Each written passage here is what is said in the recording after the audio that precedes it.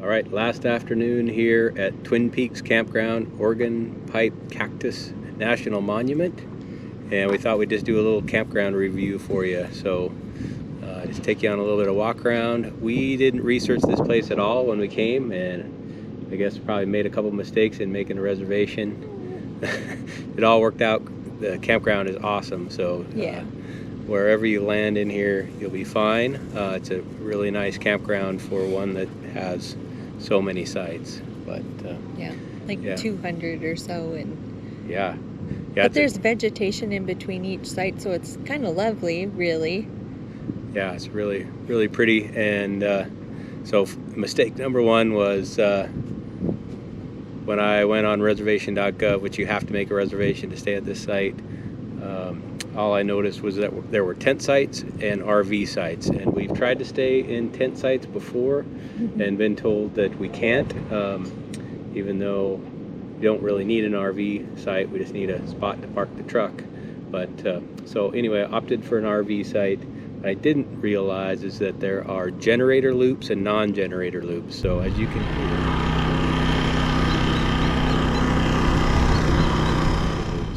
can hear, probably in the background, we ended up just by chance of what site was available, without me knowing to look any different, in a generator loop. It's okay. And so from 8 to 11, and then again in the afternoon 3 to 6. Yeah, which isn't bad because it's not at night when you're trying to fall asleep, and really we should be up before 8 o'clock in the morning anyway. So yeah, listening to the birds in the morning is really nice, and then if you walk down to the other end of the campground, much quieter. So anyway, if that's a thing for you, if you want to run a generator, there's loops for that. If you don't want to run a generator but you're technically an RV, there's loops for that. And then there's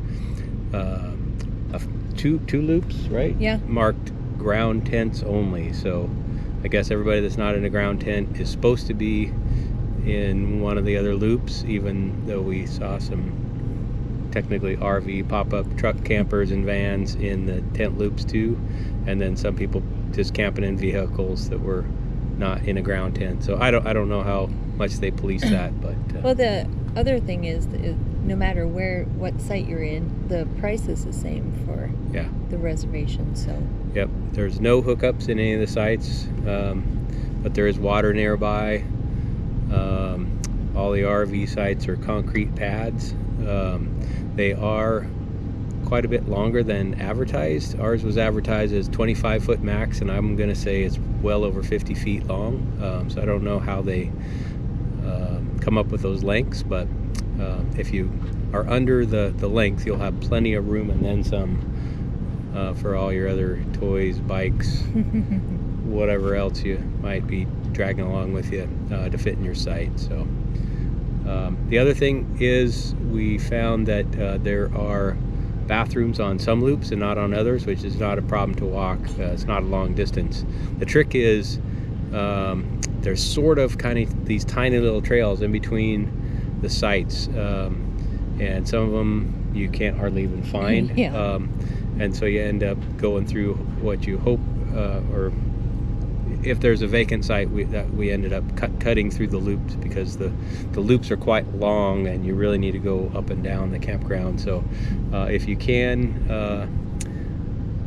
it'd probably be easier to just find a site with a bathroom in that loop, so you don't have to hunt out those trails that may or may not exist. A lot of them aren't signed, and it feels like you're walking through somebody else's campsite right in between the two sites. So that would be my 2 cents or word of advice if you're reserving for this campsite, is pick a non-generator site if you enjoy peace and quiet, and if you don't want to hunt and peck for trail to the restroom, stay on a loop with the restroom. They do also have showers in the restroom, so that's nice, no extra charge. They're apparently solar showers. They're marked saying that water could be scalding hot, so be careful. Not even close. If there was temperature above whatever it comes out of the ground at, I'd be surprised, but I'm sure it gets hot on a super hot day. But Still nice to be able to rinse off at the end of a day of hiking. So hopefully you find this useful and get out here to Organ Pipes. It's a pretty awesome little park, kind of out of the way, and not something we had originally planned for our trip, but well worth the trip out here. Definitely. Yeah. All right, well, see you out there on the trail.